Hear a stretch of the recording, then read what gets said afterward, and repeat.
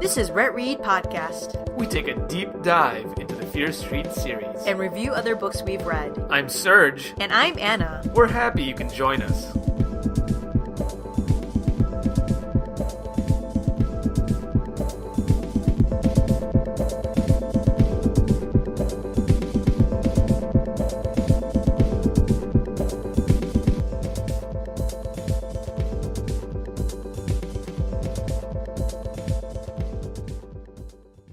Hey there, RetReaders. Hey there. We're back for another exciting episode of RetRead Podcast, and we are continuing on with the Fear Street series. Well, I think more specifically right now, the Fear Street Saga. Yes. It's been a while. We apologize. We do have a lot of cool things ready and planned and up for editing for the podcast, so no worries. We're here. We're recording. But before we get to the Fear Street Saga, we've got other books to review. Starting with Edgar Cantero's latest book, This Body's Not Big Enough for the Both of Us. This was just released this past August. We were very happy and excited to get an advanced copy, which we read and reviewed on Goodreads. Basically, I love this book. I gave it a raving 5 stars, mainly because, if you guys remember, Meddling Kids was my favorite book of 2017, and this is Edgar Cantero's previous novel, which ended up on the New York Times bestseller list. And you can probably imagine I was pretty excited for his latest release. I think pretty excited doesn't even begin to describe it. I was very stoked. You have to take everything I say with a grain of salt. I'm a big fan.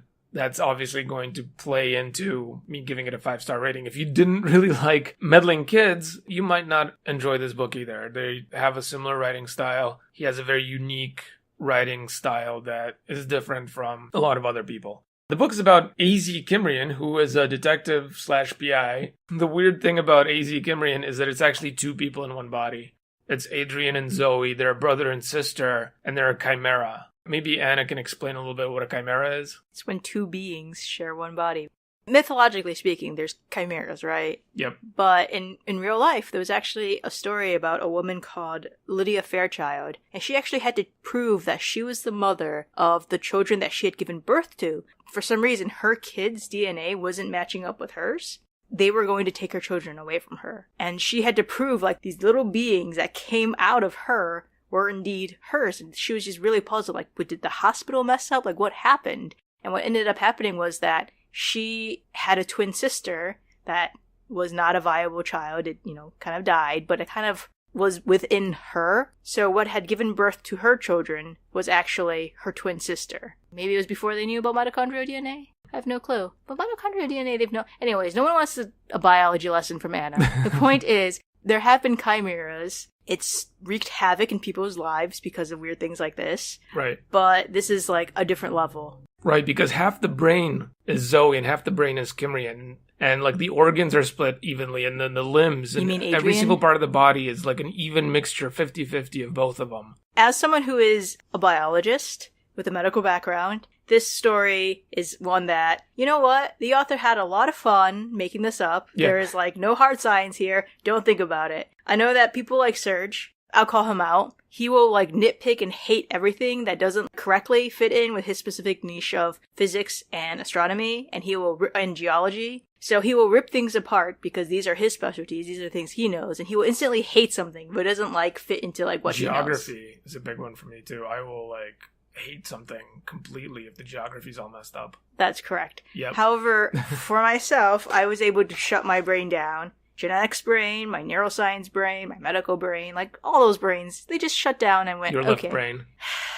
That's another thing here, right? Is that Adrian has the left side of the brain and Zoe has the right side of the brain. And it goes right along with that stereotype. Adrian is this cold, logical, somewhat OCD, anti-twin to Zoe's ADHD, hypersexual, and impulsive personality.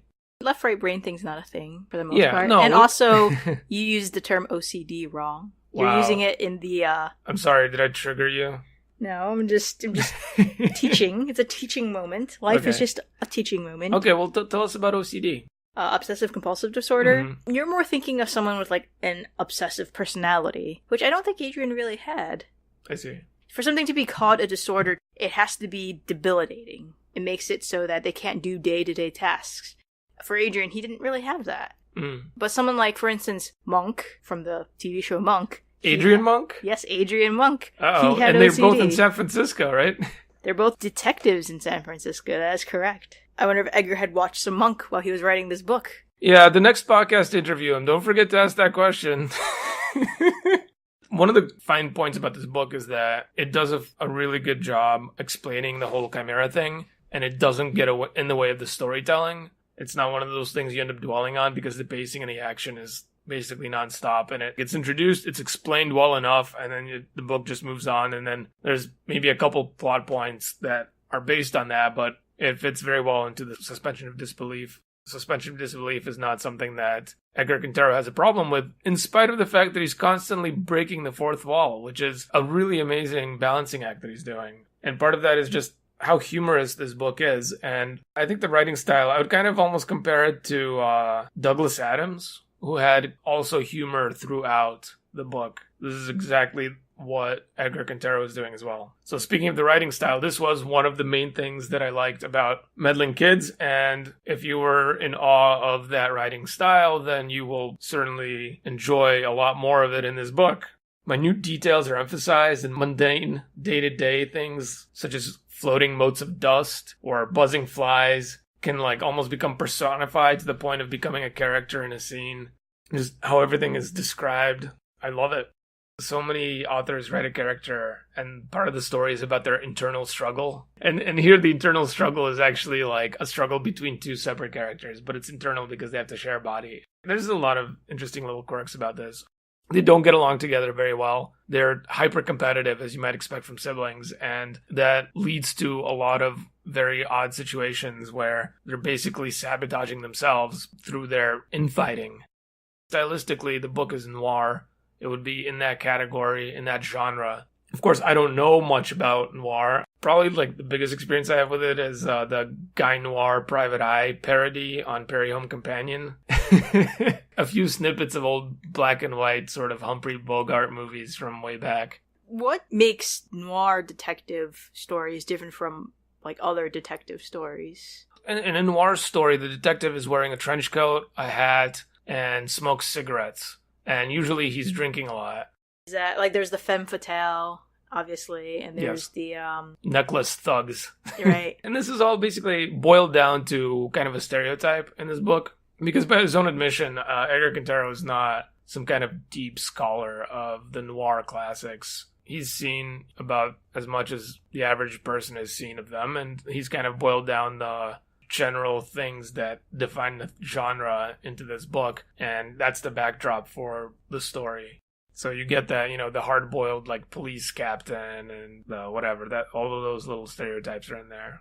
So if you're a true fan of the genre, you might find a lot more references than I did, or you might find that it's not true to the genre. I don't know. It could be one or the other thing. I can't comment on that aspect of it. I mean, in many ways it subverts the genre, and it's a satire on the genre itself. Yes. So I don't think it has to be this 100% realistic to what a noir story is. It's like how Galaxy Quest is basically Star Trek, but it wasn't like Star Trek exactly. They were playing with the whole Star Trek trope. Right. They did their own thing with it, and it was hilarious. And I feel like this book does the same thing with the noir detective stories. It's just funny, but it's its own thing, and it doesn't follow everything to the exact T. But it does do its own thing, and it does do it well. I know you used the word subvert there, and of course this is subversive. Just don't even attempt to puzzle out gender roles in respect to this book, because that's not a thing that you can do with somebody that's transcendent of gender, almost. There is a lot to talk about. There is a lot to unpack. We are obviously not the people to do it, but it does, in a way, it's sort of also a sci-fi, because one part of it actually reminded me of a show called Stargate Universe. In Stargate Universe, there's this thing where the people who are stuck on the ship,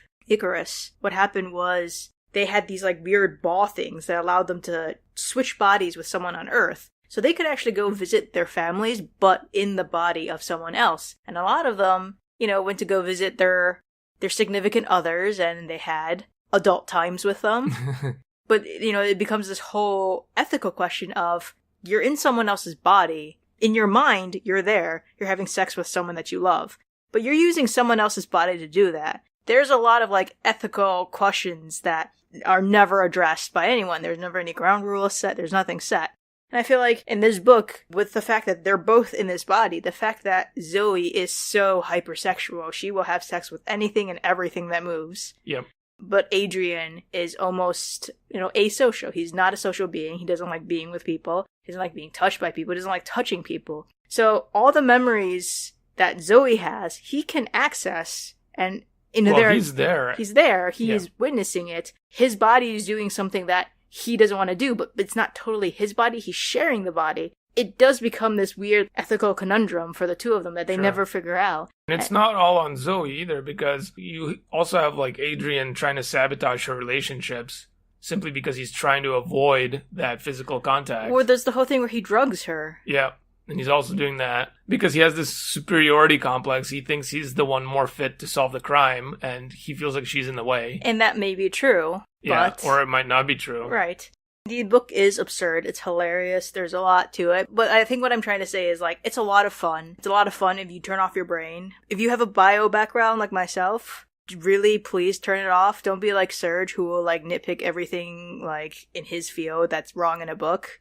At one point he does talk about, a character that's hashtag problematic as a joke. And I can see, people throwing that hashtag at a lot of other things within the book if they want to.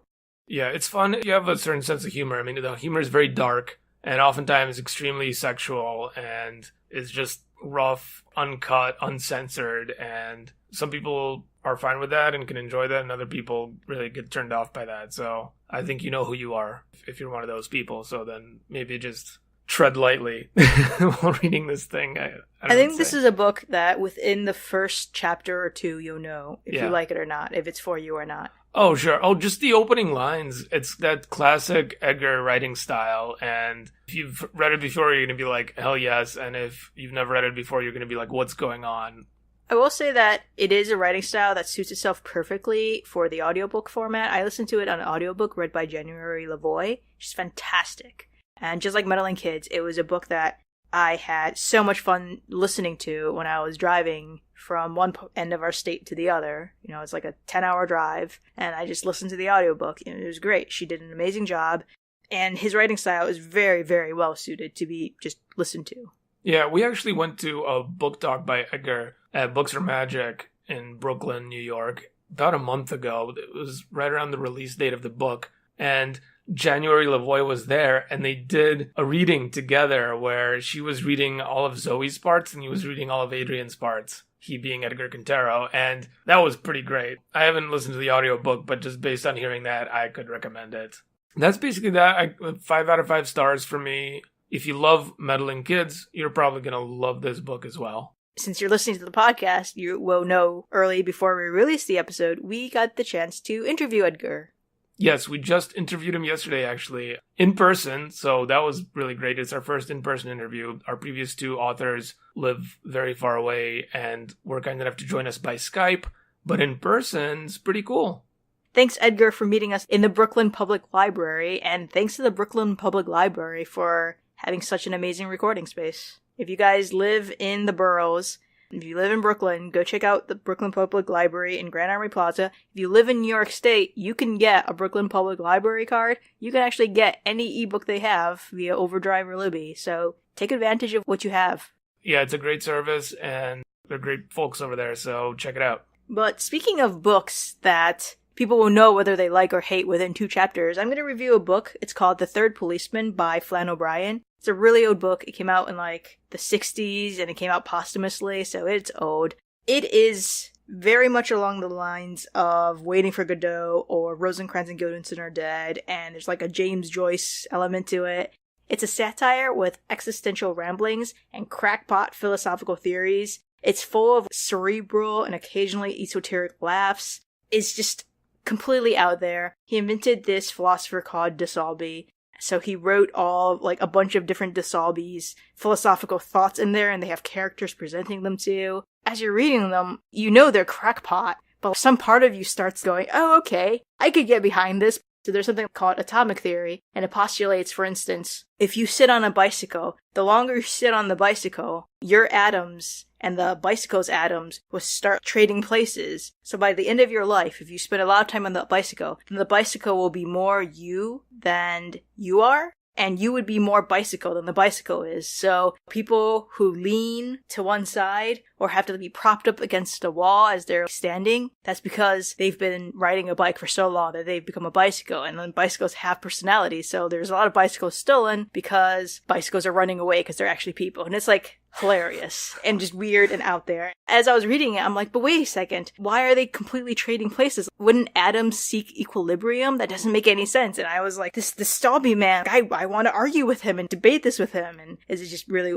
really weird. And honestly, it's a fun book to read. Flann O'Brien's a wordsmith. He has like a fantastic way of writing. His DeSalby philosophical writings definitely made me laugh. This is not a book for everyone. By the second chapter, you're going to know if this book is for you or not. Anna talked to me about this book while she was reading it and read me a few excerpts of the atomic theory, and I don't think a brief description of it does it justice, because when she says cockamamie, I mean, you really have to read the text. It's got that same, like, thick, jargony kind of feel to it, as if almost it could be an actual philosophical theory, but it's not. It's completely nuts. You just read like one sentence of it and you know it's nuts. Aside from the fact that it's being conveyed to the character by a different character that's not actually DeSalby himself, it's just somebody that's read DeSalby's works. It's like being exclaimed in layman's terms by a layman that's read the books, and that just adds another layer of hilarity to it that I just find amazing. That has something to do with the way that Flann O'Brien writes, but that was part of like what really got me into the book. And I feel like it has a really good starting first paragraph, because I didn't know what the story was about per se when I first started reading it. At first I thought it was going to be similar to Southern Gothic, because it starts with a murder. Mm-hmm. I'm not spoiling it. It's in the blurb, but it starts with a guy talking about a murder he did. And since I am a huge fan of the Southern Gothic genre, there's a lot of death and violence, and, you know, Cormac McCarthy is my favorite writer of all time. I thought I was getting something along the lines of Cormac McCarthy. Oh, no. But yeah, very different. Very, very different. But I do think that if you've read Waiting for Godot, and you've read Rosencrantz or Guildenstern Are Dead, and you thought, wow, these are like hilarious and they make you think, this is the type of thing I love. I wish there was more novels with the same sense of humor, with the same, you know, kind of trajectory. This is the book for you. You will love The Third Policeman. Because it was straight up my alley, I gave it 4.25 rounds to 4 out of 5 on Goodreads. If you don't like that kind of humor, if you thought Rosencrantz and Guildenstern Are Dead or Waiting for Godot, and you're just like, what is this crap? You might struggle and you might hate it. Like, I do think you're either gonna really enjoy it or you're really gonna hate it. And you will know pretty early on which side of that you are. Yeah, or you may end up like me. Like, I have a feeling I'd like it, but I also have a feeling I would get stuck a few chapters in and then never finish it, like I did with Ulysses and several other books. Well, unlike Ulysses, which is huge, it's a very short book. Because I think like how far you got in Ulysses is about the length of this book anyways. Okay. So check it out, guys. 2 rave reviews from us for 2 really cool books. Speaking of rave reviews, after the intermission, we're going to be talking about Fear Street Saga, The Secret, a book that we will not give a rave review. No, we won't.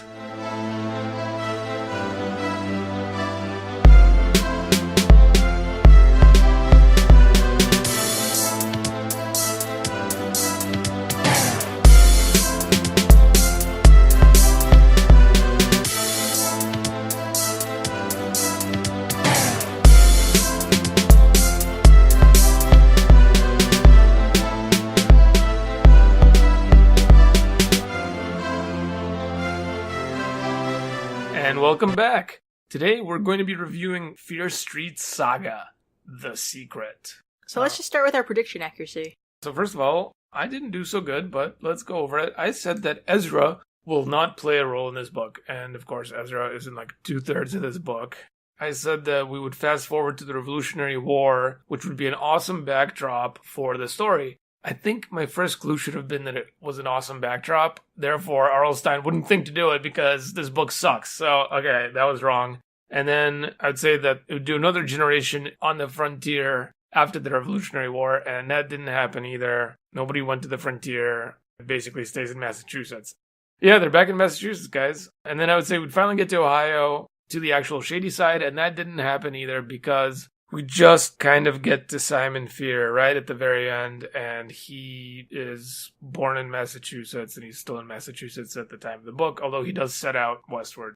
I said that the Fears are going to change their last name to actual Fear, Fear, by the end of the book, and that does happen. That is my only correct prediction. I said there's going to be fire and witchcraft. I mean, there's witchcraft, I guess, and there's a fire because the narrator is still Nora Good or whatever from present day, like 1899 or whatever. That's my dismal prediction accuracy. How about you, Anna? How'd you do? I said we were going to continue to follow Ezra Fear's journey as he tracks down the remaining goods to rekindle their blood feud. And yeah, it's 2/3 like of the book. It's like a synopsis of the plot. I said we were going to hear about later generation fears and goods. You do. I said you would follow and hear more about Nora Good. You do. I said someone would die a horribly fiery death. I said Ezra Fear is a murderer and he is going to murder someone. Yep. Nah. And I said every generation will have a death in one of the two families, like Buffy. Every generation will have one. It'll be an endless cycle of revenge. And I think that was actually wrong. So yeah, there was a lot of deaths in like all around.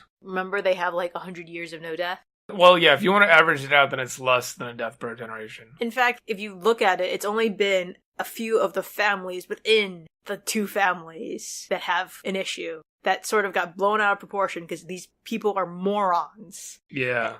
Plot synopsis of this book. It's a continuation of the saga between the Goods and Fears, starting with Ezra Fear and then going through a ton of plot holes to fast forward a century. Yeah, it ends in like the 1840s. Why don't we just get into the characters? To begin with, let's do the Goods because there's not too many Goods. There's Nora Good, who's still in 1900 writing the story out in her flame diary. And then you got Franklin Good, literally the only actual living Good in this whole story. He's kind of a hot guy in 1843. We have the Fear family, and there's not even a lot of them. We just go through two of the different families. Right, so we still have Ezra, who we met in the first book. He was a little kid at the time, but now he's like an old man. He was 21 at the end of that book. Well, now he's got a family and like a wife and 3 kids, whatever. His wife is Jane Fear. Poor lady. I'm so sorry you ended up married to this guy. His oldest daughter, Abigail Fear, was 8 years old at the start of the story. She's Daddy's little girl. He just loved her. Apple of Daddy's eye. Yep, and he also had another daughter named Rachel, who's only 3 years old at the start of the book. And then you have Jonathan Fear. He's actually the narrator for parts 1 and 2, and he's almost 12 years old at the start of the story. Yep, and he's 18 by the end of part 2. And finally, you have the family of Samuel Fear. This takes place like 100 years after Ezra's family. So you have Catherine Fear, his wife, and then he has Elizabeth Fear, who's 16, Kate Fear, who's 17, and Simon Fear, who's 18. Yes, and this is the Simon Fear, guys. Get excited. We're finally up to that. Actually, if you think about it, if that takes place in, 1841? 1843. 1843, and he's 18 years old, then we know that he was probably born in 1825? Yeah, so he must have been 75 years old at the time of the fire. Interesting. So little tidbits we're learning. In terms of like figuring out the mythos, I guess this book is important and one has to read it because this is the definitive story of what happened with the Fears. And all of the other stories you read they're going to be retellings. The information passed down through 100 years to the 1990s would have been maybe lost or confused. Well, having read the third book in the saga already, I can already say definitively, I went back through all our outlines to read what we had gotten about the Fears from other characters. And I can tell you, things got changed over the years. Before you guys get all up in arms, Anna pre-wrote her predictions before reading the book. Anyways, let's just get into the in-depth plot of this book. We start in 1737, Wickham Village in Massachusetts Colony. It's 12 years after the first book left off. You're told that they've been traveling for 6 months from Pennsylvania to get there, and they've scoured 5 other colonies. They've searched low and high for the goods, and they've heard a rumor here and a whispered story there, and finally all of this searching has led them back to where it all started in Wickham Village in Massachusetts. Jonathan Fear doesn't quite understand what the big deal with the goods is. He doesn't know why his dad's out for revenge. And while he knows the name of George Good and the Good family, his dad hasn't actually told them why they're moving their family from all these different colonies just to find the goods. Well, this book quickly takes a turn for the macabre, I guess. As they drive through Wickham, they realize that basically everyone's dead. There are literally dead bodies everywhere. It's a dead town.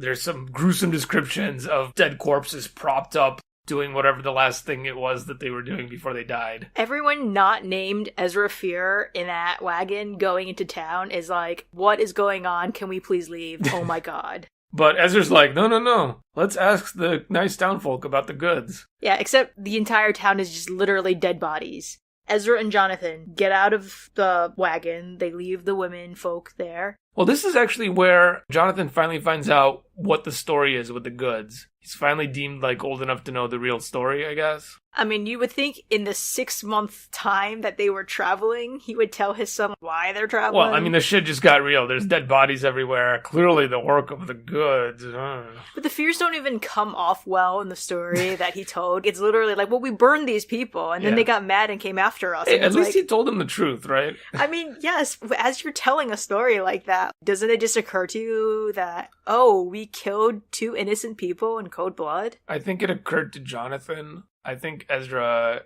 is too far crazy. Gone. Yeah. So they go to the local tavern and they want to ask the innkeeper some info. And what they find is a bunch of dead bodies. There's like jump scares and all that, and I don't feel like talking about them. So Ezra, in all his infinite wisdom, sends Jonathan to find the town magistrate. And obviously, I don't know what they're expecting in a town of dead bodies, but Jonathan goes to like some magistrate's office, and what do you think he finds? Everyone's dead. Dead bodies. Yep. So then Ezra's like, okay, let's just go to the goods house. And they go there, and it's empty. Right, and of course, this is the greatest logical leap that Ezra makes. Obviously, we have to now settle down and live in the goods house. First of all, why are you living in the dead village, right? If it's like a plague, this is nitpicks, whatever. The point is, he decides, he makes his family live in this, like, house in a village full of dead people. Just to hopefully find a clue that the goods might have left behind. Not burying the bodies, not like, it's, no. Rotting corpses everywhere. Just literally a town. Everywhere they look in the town, because the goods house is actually outside of town a little bit. Within town, it's described as dead bodies everywhere. Dead animals, dead humans, dead everything. Just dead. What are you doing, buddy? Free real estate. Whatever. Is apparently what Anyways, he's they thinking. make it their home and they find everything they need to live there because the goods, if they survived, obviously got the hell out of there because they realized no one wants to live in a village of dead people. Yep.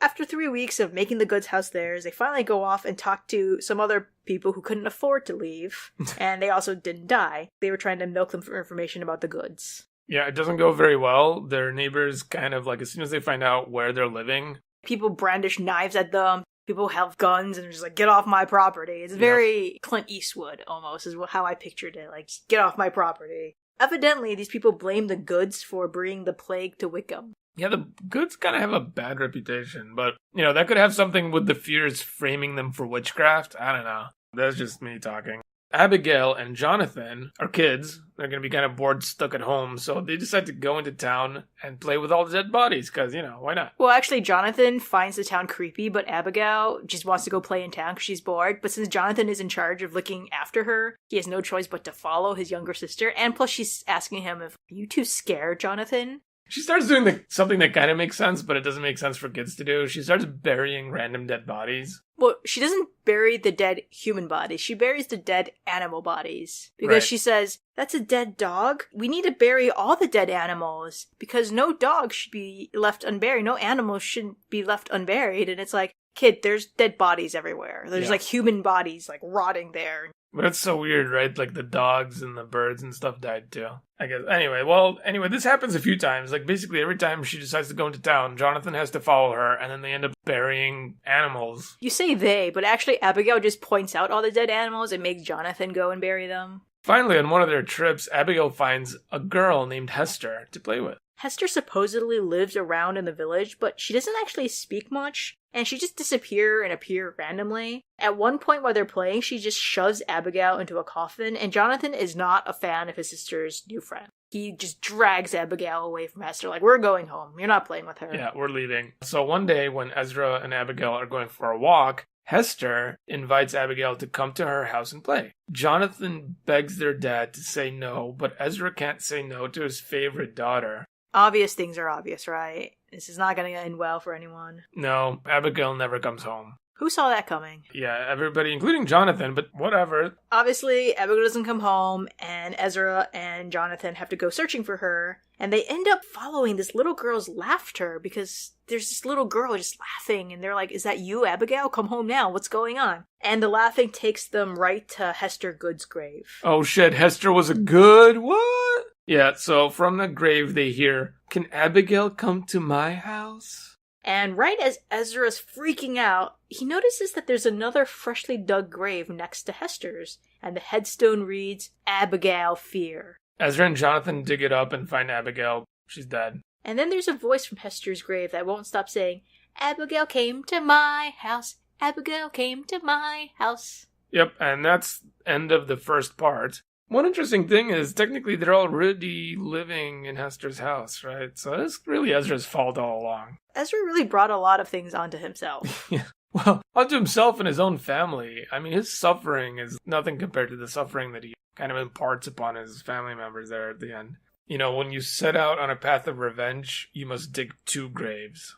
So that's the end of part 1, and we start part 2 in Western Massachusetts. We've left Wickham. It's 1743. We flash forward 6 years, and we're still with Ezra Fear and his family. And you start the scene with Ezra putting Rachel to sleep, telling her this bedtime story that he's been telling her for the past 6 years. It's the story of why the Fears hate the Goods. This is how you keep a grudge going. And this is what I had thought he had been doing, or he should have been doing earlier.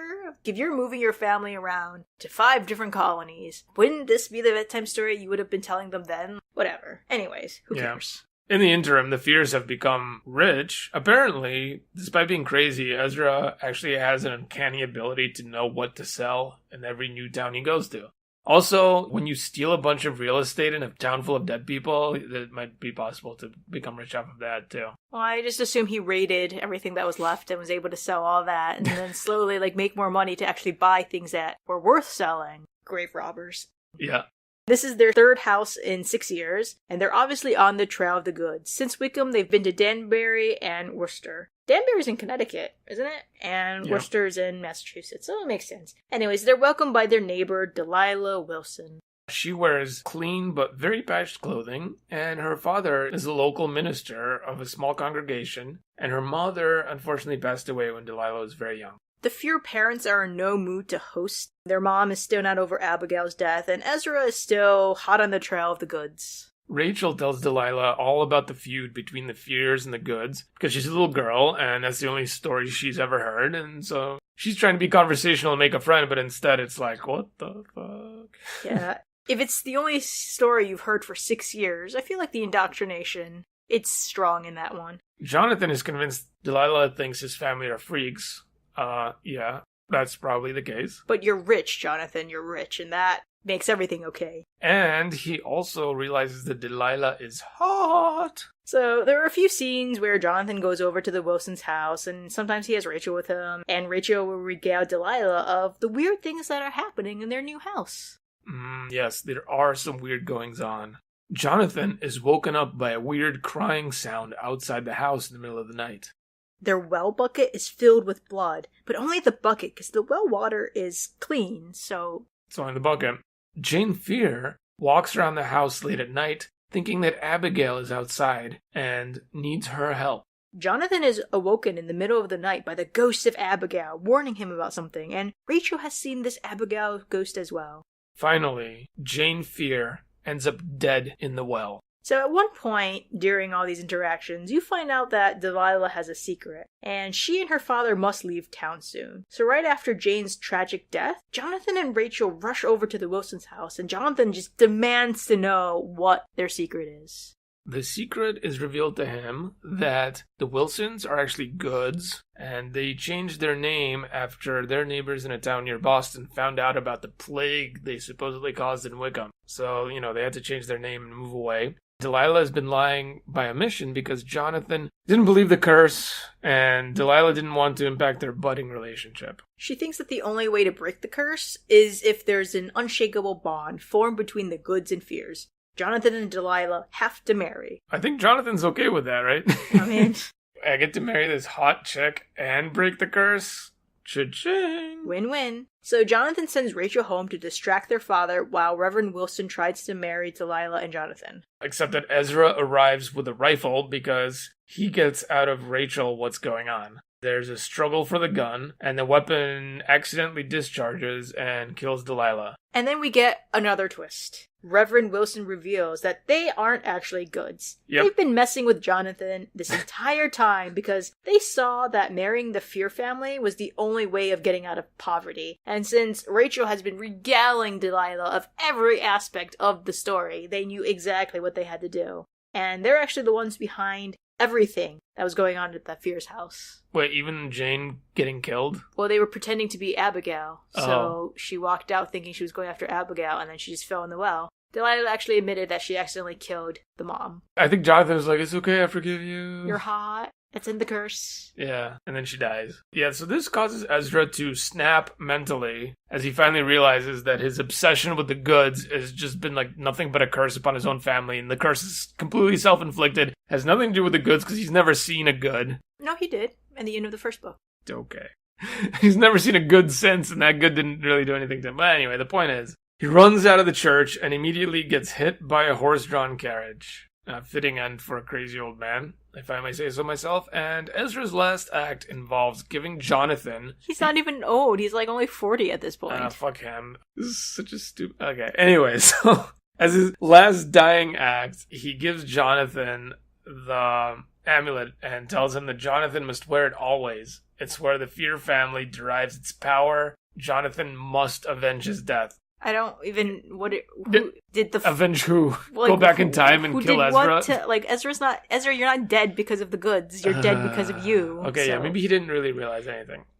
Anyways, the point is, when Jonathan touches the amulet, he feels like it's on fire, like it's burning him, but it cools immediately and there's nothing wrong with him. And being the first rational character we've encountered in this series, he nopes right there and he decides like it just needs to end. So because they're not allowed to bury Ezra anywhere, they have to cremate him. Yeah, because Reverend Wilson's like, this crazy dude came into my church, shot my daughter, screaming about this and that, and I don't want him and his... Buried in my churchyard. I don't want anything about him. He's not, sane, and, there's a lot of prejudice against people with mental illnesses. So, they didn't want his dead body soiling the rest of their dead bodies. Well, he might be a witch. You don't know. Yeah, whatever. The point is, they had to cremate him, and Jonathan takes the amulet, and he drops it into Ezra's ashes, and just buries it all, and then plants a tree on top of it. Well, what he should have done is he should have cast it into the fires of Mount Doom, because fast forward to 1843 Massachusetts, and we're still at the Fear family property because they have done something with this land. Which I'm surprised that Jonathan would want to stay in a town where he and his family's name has been maligned, but whatever. So anyways, because of Jonathan's good deed of burying the amulet, the Goods and Fears live curse-free for 100 years. And then his great-great-granddaughter, Elizabeth,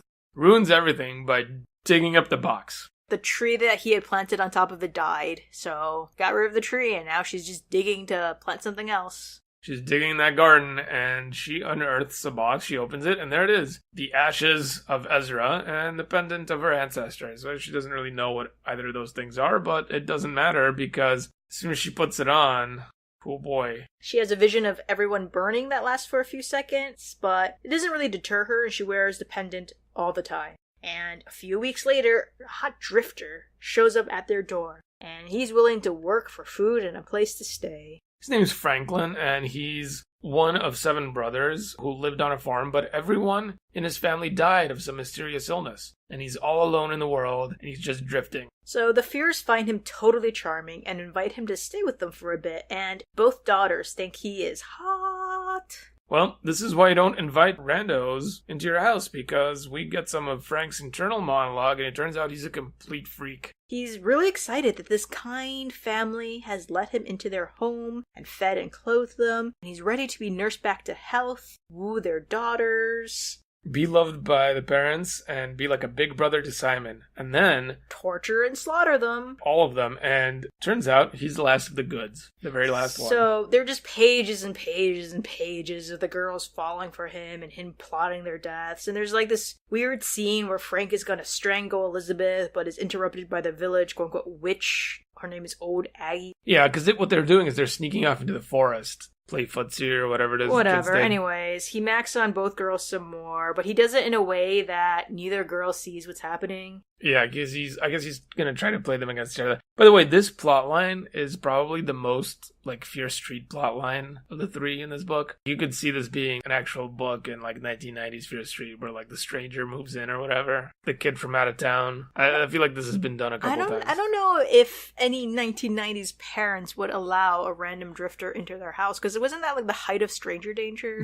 I can't see that particular plot. I could see a new kid coming to town and then wooing two different sisters, and that being a plot line, but I feel like bringing a random drifter into your house, like we had something like that in Missing, when the parents go missing, when they had like the guy come into their house. Yeah, they had the renter who was like renting a room I think upstairs. he was like supposed to be a long lost cousin, but in actuality it was like a whole other thing. That was the only time we had like an outsider in the house. I don't know, maybe there's a future Fear Street book for me to go, excuse me, Stranger Danger was like in the 90s, but whatever. Anyways, a few weeks later, he's engaged to Kate. Elizabeth takes this news poorly, runs out of the house while Kate is telling the rest of the family the good news. Kate runs after her because she's confused, and the parents are confused and send Simon after the girls.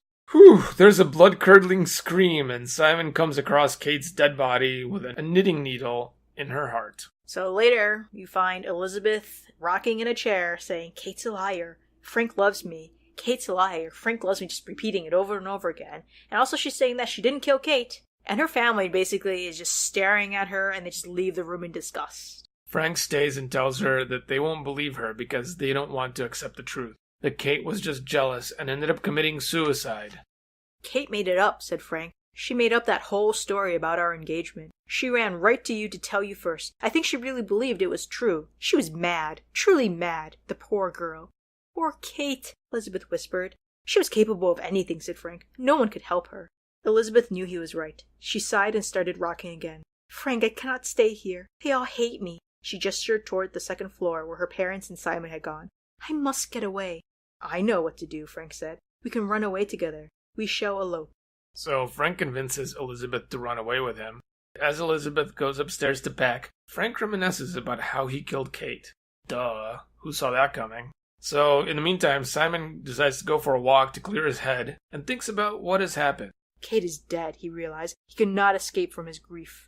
Simon peered through the darkness, staring at the spot where he had found Kate's body. A cold chill ran through his back as the ugly sight returned to him. Kate's eyes, so glassy, so empty, the needle poking out of her chest. The blood had spread across the front of her dress. The blood had spread like evil, Simon thought. And now there is evil everywhere. It lives inside my family's house right now. Evil lives inside Elizabeth and Frank. It lives in these woods, in the air around me. He took a big gulp of air, then exhaled. It lives inside me too, he thought. I feel it. There is evil living inside me. Either he's like a teenager freaking out and being like angsty, or he's actually like pure evil, like everybody suspected. Anyway, his internal monologue is interrupted by old Aggie, the town witch. She gives him a warning. Hear me, Simon Fear, and hear me well.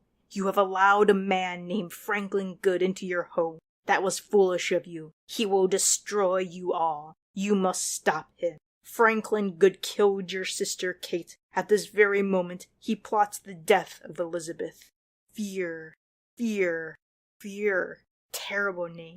A cursed name. Your fate lies in your name. The letters in your name, they can be rearranged to spell fire. Fear, fire, fear, fire. This is how your family will come to its end. By fire. You shall meet your end by fire. You are under a curse cast by the Goods and by your own evil history. Now you have allowed a good into your home, into your family. Your suffering will know no end. Take this dagger. Its tip is poisoned. You have only to scratch the skin of your enemy with it, and he will die. Be careful. The dagger will only work once. Do not waste the poison.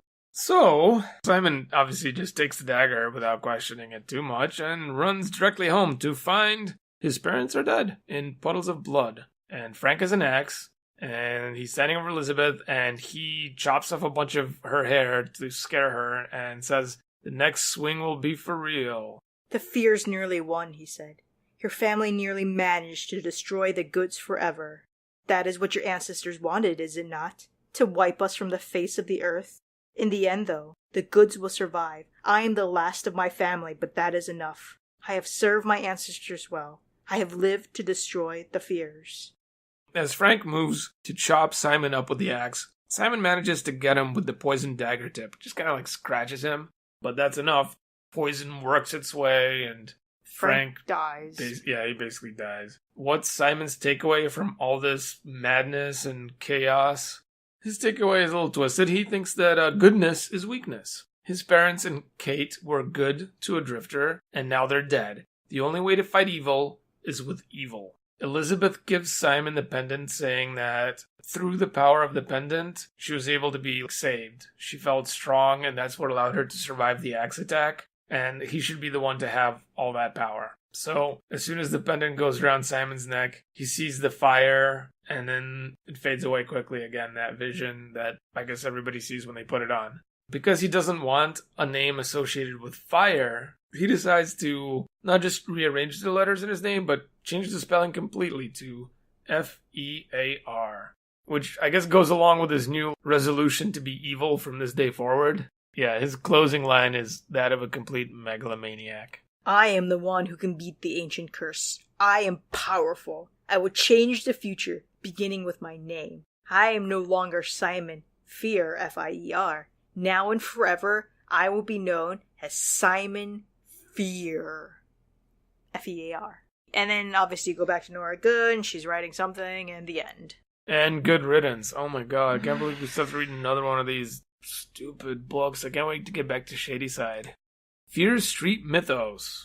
In the last Fear Street Mythos, I had pointed out that F-I-E-R was just an anagram of F-I-R-E. There's your mythos. I mean, that's just a fact of the it's spelling cursed, and the letters. And now we have Simon Fear changing the Fear name to F-E-A-R.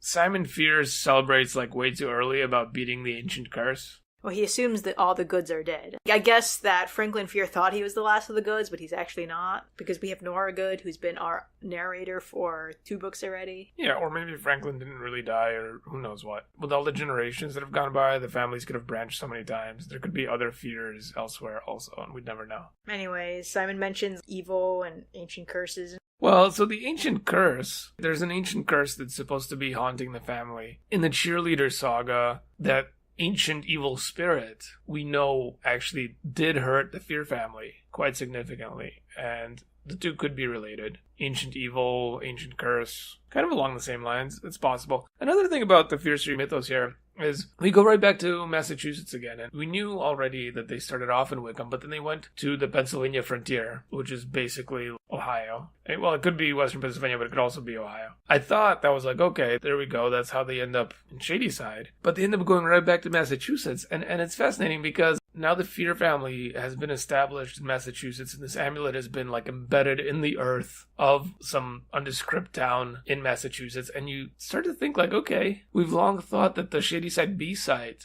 has been in Massachusetts, right? And now we have this blue clay mineral pendant that's been sort of buried in the ground there somewhere in Massachusetts for a long, long time. This could be the Massachusetts Shadyside, the inception of it.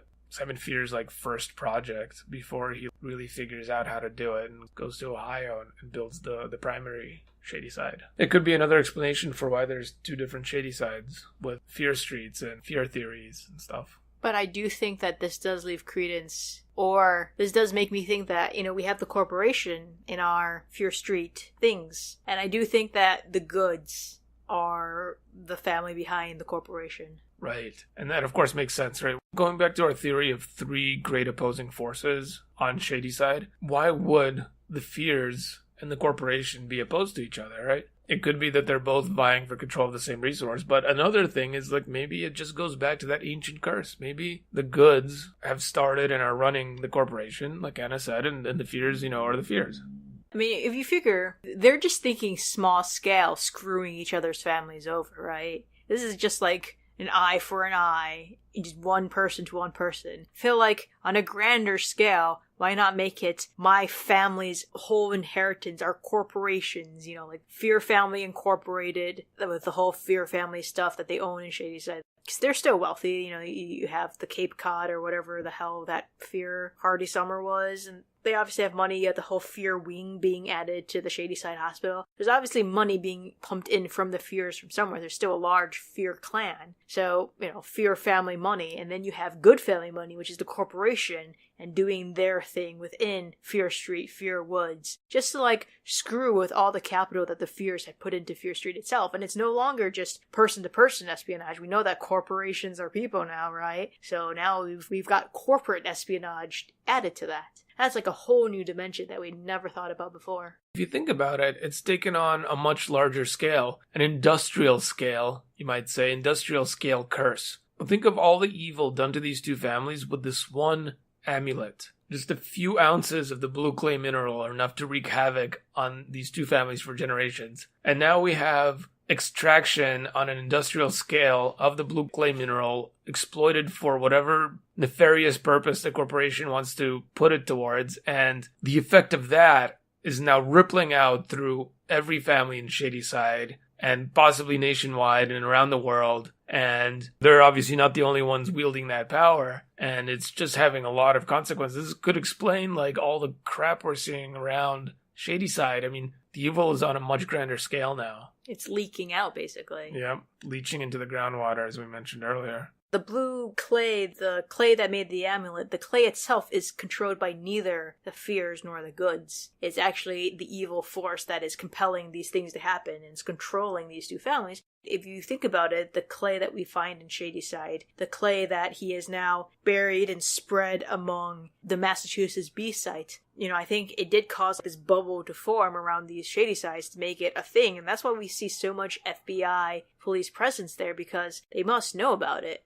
It's very Twin Peaks. With that aside, let's move on to colonial things. Yeah, because our only callback is the fact that it's book 2 and a thing that Nora Good is writing. So we get a summary of the first book, and we still have Nora Good. Colonial things, Ezra gets run over by a horse-drawn carriage. Right, so that wouldn't happen in the present day. Unless you went to Amish country. Right, they also mention that there are 5 colonies that were searched by Ezra, so they're not states yet. The United States is not a thing. These are British colonies at the time.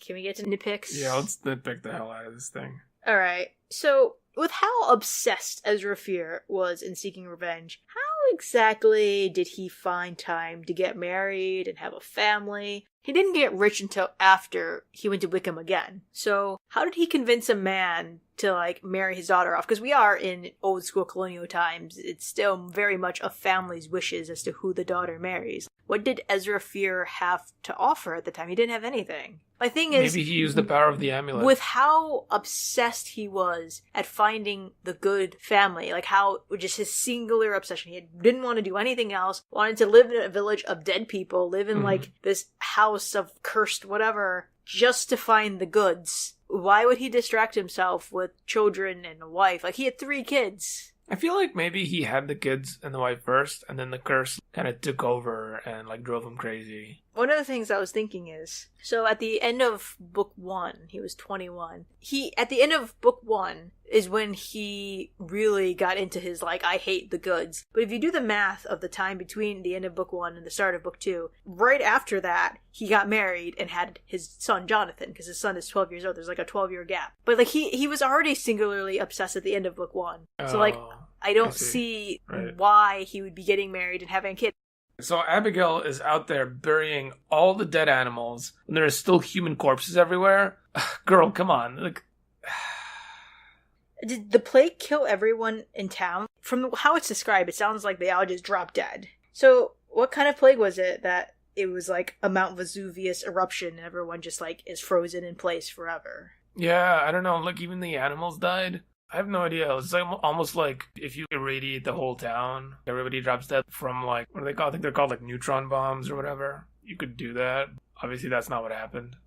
I mean, I guess if the Goods did do a plague, because they did have witchcraft in the family, but his son wasn't even interested in what happened in the family, the son that had stayed behind in Wickham when his dad had gone to find the Fear. So, just, whatever. These families just find ways to bring horrible things onto themselves. So when Jane Fear is taken out of the well, they say her body's bloated. Our side actually goes into great description in her bloated body. And the thing is, with how little time she was in the well, She would not have been bloated that quickly. Yeah, and I did the research on this, and this is like a legit nitpick. When Ezra accidentally kills Delilah with his rifle, rifle manufacturing was actually just barely beginning to take off in Kentucky, and this weapon was widespread in the frontier areas by the time of the Revolution, but that was still a ways off. He's more likely to have had like a musket or a blunderbuss or something like that, as rifles weren't even invented yet by the time he left the frontier to go back to Massachusetts, and wouldn't have been widespread in the colonies outside the frontier areas at the time that part of the storyline takes place. So, I'm sorry, what is Franklin Good's major malfunction? It's been 100 years since the Goods and Fears. They didn't even interact 100 years ago because Ezra Fears thing wasn't even a thing. So, and it's only really affected the Fears. The Fears never even bothered the Goods during that time. So, it's been literally more than 100 years since the Goods have been bothered by the Fears. Like, what is he even upset about? There's been over 100 years of good times that R.L. Stine told us it was good times. We've been told the families both blossomed and whatever the heck. They were fine. Nothing happened. So, what is Franklin Good's major malfunction? Like, the Fears were smart enough to bury that stupid amulet, but what grudge should the Goods even have? Aside from the first book, when they had the hanging and then the burning, they have been scot-free. Like, they went out of their way to go bother the Fears in the frontiers of Pennsylvania or whatever. But what is this grudge that the Goods are still having? Well, what I think happened is that the instant that the amulet was unearthed again, possessed by the Fears once more, that actually would have caused kind of like a rift in time to open up and retroactively reactivate the curse, change the timeline where the Goods were now like retroactively made to suffer. And so they're basically like instantly drawn into a parallel universe where the Goods have had like a really shitty time for the last 100 years, and the curse is suddenly reactivated and the Goods show up again. I feel like this is really poorly done because there is no explanation of what insanity led Franklin Good here. Like, this is supposed to be like some sort of epic family feud. Think Romeo and Juliet, the Capulets and the Montagues. There's like supposed to be just generations of hatred, and we're supposed to feel that hatred between the two families. I don't feel it. I don't see it. Literally, we had a hanging in the beginning. It was a burning. We had the burning in the beginning, and then we had someone getting revenge for that, which makes sense, like, fine, that's fine. But then you have literally some supernatural thing that's never explained, that doesn't really fit in with the whole thing that we've seen so far. Right. And then you have something that doesn't even involve the Goods. Yeah. And then you have this guy come 100 years later and go, I am now here to avenge my family. Like, what are you avenging? You have literally already avenged what needs to be avenged. And then we're told by, like, old witch Aggie, like, oh yeah, the Goods have cursed you. And it's like, the Goods did this curse? Like, it doesn't make any sense. The second storyline doesn't even have Goods in it. It has some fake Goods. And Ezra basically cursing himself. It's like he's self-fulfilling prophesied himself. Yeah, if he hadn't told his daughter that story over and over and over again, then she wouldn't have told the neighbors, and they wouldn't have come up with their cockamamie plan. And nobody would have died, and it would have been fine. And then as he died, he's like, avenge my death. And it's like, avenge what? You did this. Yeah. But I'm serious, like, this whole, like, epic story of two feuding families. When I was talking about the feud that Old Aggie had brought up, she's like, oh yeah, the Goods cursed you, you're destined to be, like, feuding forever. And it's like, oh, so the Goods messed up their curse because they've now cursed themselves? If the Goods brought this curse onto the Fears, as she said, and as, like, we're meant to, I remember the first book, Goodman Good was like, oh, I'm gonna curse them. So did he accidentally curse his own family? Or is the amulet a thing? But did him cursing the Fears bounce off the amulet and now they're both cursed and that's why they're both cursed? But, like, the second story doesn't even have the Goods. It's not an epic feud. It's not. He did such an awful job making it an epic feud because he jumped 100-some years in the future from, like, the original 2 parts of this book, and there's just no epic feud. It's not epic. It doesn't even make sense why this Franklin Good guy has come back in time, come back to this family and gone, I need to avenge my family. I am the last of my family. And it's like, what are you even talking about? And clearly you're not even the last of the family. You're just a moron. How do you really feel about this book, Anna? Speaking of the book, it's kind of boring. The book is pretty boring. I think we did like the part with the ghost, Hester Good and Wickham. There's some slight hints at some paranormal things, and we kind of wish there was more of it, instead of trying to, like, figure out the psychology in these completely cardboard characters. And the thing is, he doesn't even have that many characters in this story, if you really think about it, because his first 2 stories are the same family. You think of it not as a novel, you think of it as 3 separate short stories. So 2 of the 3 short stories are of the same characters for the most part. Yep. And they're still not developed, and there's so nothing to them. Yep. It's so frustrating. So he wants to bring a paranormal element with Hester Good. That was awesome. I was really happy. Like, okay, something is going on. But it's just the Hester Good ghost thing. I'm sorry, what? Was little Hester Good told the stupid bedtime story growing up? Or... it doesn't make any sense. Like, none of it makes sense. It's boring. There's no good justification for anybody's actions. It seems that it's always the men perpetuating the curse. Part of this could be that the family name isn't going to be passed down through the women, so maybe they're not the ones acting crazy, but who knows. It could also be just a time period thing where men were expected to have the power. And then avenge the family honor or whatever, and revenge killings and so forth. Definitely like a thing of the past. Or is it like a Y chromosome thing? So one of the things I was thinking about genetic illnesses that were passed down, or even illnesses that have a genetic basis. So I was thinking of things like schizophrenia shows up mainly in the late teens, early 20s. Then I was like, well, is it something like Huntington's, which does show up a little later in life and also is autosomal dominant? So I was like, okay, well, that shows up later. Part of Huntington's is inability to control, like, rage and violence and all that. And I was like, well, that could sort of explain it. Is it a genetic disease that somehow affected these families to become obsessed with each other? But does that make the book any better? No. Like, that's the thing. I can imagine that maybe, like, unburying the pendant causes a time warp, and you can think about Huntington's disease or other medical reasons for this. But this is us trying to prop up his stupid house of cards of a plot, which is falling apart constantly and doesn't make any sense. All I could think of when I was reading it was, did he read Romeo and Juliet? Did he think, I've written a lot of crappy love stories in my Fear Street books. What I haven't done is, like, warring families. And here we are. Warring families. Yeah, so going back on, like, the men perpetuating the chaos here is that the men are the main characters in this book, which is pretty different from the usual Shady Side book where it's the female main character. Well, one of the big issues that I had with that was the fact that the third act started by focusing on Elizabeth unburying the amulet. By the end of the book, Simon is the hero. And we all know, like, Simon, it has to end with Simon Fear. So what is the point of making Elizabeth the main character, and then having her being shoved in the background, being a bag of hormones who does nothing but talk about this beautiful boy and talk about how she loves this boy, and, like, if her sister is even with this boy, like, how dare she smile at him, and,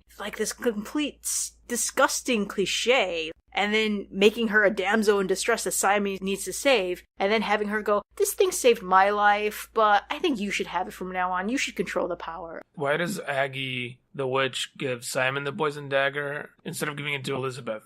And what's the thematic thing there, right? Like, the witch is the archetype of the old, powerful, independent female, and she's surrendering her power and giving it to Simon? Like, what's up with that? Why couldn't she go into the Fear house when it was all going down and take him down? Right. Or she could die doing it, but they could be saved by this witch. Yep. Like, why does Simon need to be the hero? And also, why not just start the book with Simon as the hero? Maybe because he had Jonathan in the first 2 books as the main narrator, he wanted a female, but it, like, still ended up with Simon being the hero. So why not just start with Joanna in the first 2 stories? A female, like a girl. It's just like, why did you suddenly make it a female? I think we're supposed to contrast Jonathan with Simon. But why not start with Simon then? Right. That's my main issue. I think we should have started with Simon, and I think it would have been, like, a good contrast to see, like, how one is able to be rational and sane and give up the evil, and the other one is taken over by the evil completely. Right. It's a Fear that realized what the hell the issue was and went no, and then you had a Fear who saw the issue and went the complete opposite way. Yeah, well, it's like one grew up in hard times, thinks realistically, and the other one grew up in good times and has forgotten, like, the evils of the past and is easily corrupted by them. I mean, like, this book is just a heap of problems. I would not give it a high rating. How many knitting needles out of 5 would you give this book? 0.5? Yeah. I'm on a Fear Street scale. So it's 0.5 out of 5. Yeah, I would give it 1/4 of a bloody, broken knitting needle. It's not a good Why look. are you skipping over over 100 years? They missed a lot of opportunities, too. In my prediction, I thought he would go for the whole Revolutionary War thing, and that would have been great. Why not have them be buddies? Yeah, like, in the war, and then all of a sudden, or even like the Civil War, like have them be like brothers in arms. We didn't get there that far. But... I know, but it's just... Or how about like the French and Indian War, which was right before the Revolutionary War? They missed that one too. Like, there's so many missed opportunities. And here. the thing is, like, he wouldn't do that sort of thing in his modern books because he doesn't want to date his books per se, but, like, literally these are dated. Yeah. These happened in these years. Why not use the history of America in your stupid books? Yeah, like, and it might be slightly educational to the kids reading this stuff. It would be slightly educational, and there are more opportunities for different things that you could do. A war book? You could never write a war book for Fear Street, but you could write a war book with your Fear Street Saga books, and you didn't do that. You know, it's lazy, right? Because if you set the book in 1743, you ask any person, okay, what happened in 1743? Nobody's going to know. I mean, maybe somebody knows, but, like, I don't know what happened in 1743. Maybe George Washington was born. Who knows? The point is... Nah. I actually did look up these specific years. Did anything happen? No, nothing of import. And all I could think was, I do know in like 1743 or is it like the one later, that Benjamin Franklin was doing something in Philadelphia that was like really amazing. And then when they were in Massachusetts, like things were happening in like Boston. There was like a bunch of things happening. All I could think was, God, these two families are so ridiculous. Birth of America is about to happen. And we have to witness this ridiculousness, first of all. And second of all, to not use everything he has. I do feel like he just took one of his general books and he's just like, okay, this is how I write my stories. Now I have to write 3 different stories within this book, so I'm going to condense the type of stories I write. And it's just lazy. It's lazy. Aside from the years that he wrote and like some colonial things, it could be a book on Fear Street right now. And it's just lazy. Yeah, especially that last storyline I think I'd mentioned earlier. Let's not talk about this book anymore. It's pretty bad. I would not recommend this book to anybody, honestly. First of all, never a good point to start a book series in the middle of like a sub-trilogy, so not a good starting off point for getting into Fear Street anyway, but just avoid it. Honestly, if you're gonna read the Fear Street Saga, maybe just read the first book and just skim this one, or just like listen to our podcast. Alright, so anyway, why don't we look at the cover of the next book and try to make some predictions? Alright, why don't you describe it? It says Fear Street Saga, where the terror began, and it says Arlstein. The name of the book is The Burning, and it's got like a little number 3, little numeral 3 next to it. It's the third one in the series, the final one in the trilogy. And we have this beautiful, dark-haired woman, just kind of like staring kind of blankly and smiling. She's got this like half smile. And then there's a man who's like leaning down, his eyes are closed, and he's kind of like touching her forehead. But he's almost like a ghost because his torso's fading away into smoke. So he's kind of like this dark-haired ghost character that's almost like lovingly touching her forehead to forehead with his eyes closed as he's kind of fading away. But I guess she can't see him because she's looking right through him. There's I think a bloody dagger that's just kind of floating in the air in front of her head. In the background, behind these two characters, is a burning house with a woman in a white wedding dress running away from it. Based on what I'm seeing here, it's going to be the woman in the white wedding dress is Nora Good. She married a Fear, and then the house bursts into flame, and she runs away on her wedding day, and somebody's going to get stabbed with a dagger, and a ghost will visit a female relative. Murder weapon will be fire because we already know a bunch of people die by fire, and murderer gender will be female because it's going to be somehow Nora Good that's to blame.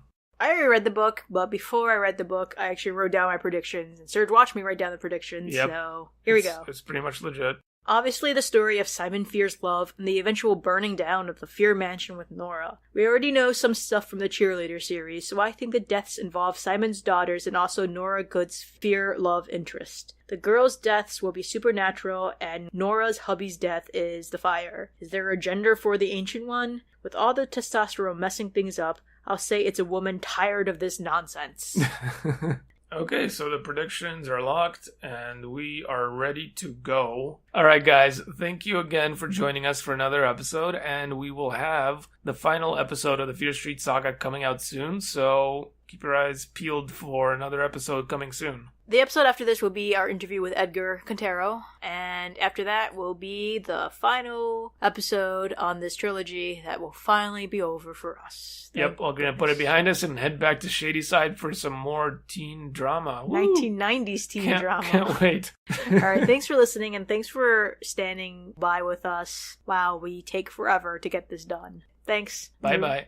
We hope you enjoyed this episode of RetRead Podcast. Join us again as we continue our journey down Fear Street. We love hearing from you guys, so feel free to reach out to us at RetRead Podcast on Twitter and Facebook. Email us at ret.read.podcast@gmail.com. Don't forget to like, rate, and subscribe. Once again, thanks for listening. See you again soon.